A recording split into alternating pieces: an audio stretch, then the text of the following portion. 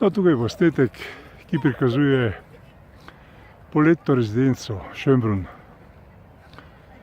Izpod gloriete, tako imenovanega tudi poletnega dela rezidence, ki je na vrhu tega hriba. In vsi gledamo polet na Dunaj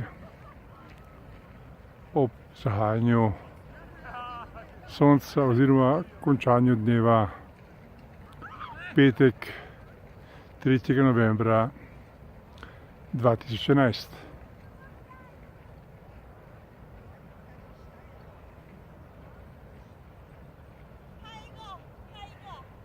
Tam vidite najvišjo stavbo Dunaja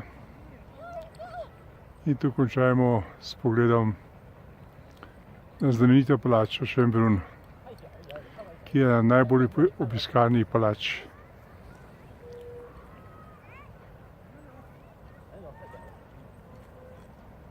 mesta Dunaj. Seveda ob katedrali svetega Štefana, Karlovi cerkvi,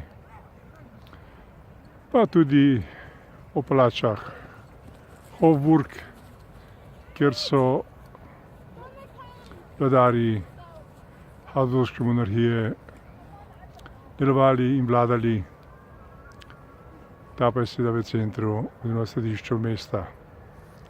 In lep pozdrav iz Schönbrunna s pogledom na mesto Dunaj. Morate priznati, da je res nekaj posebnega. In lepo pozdravljeni.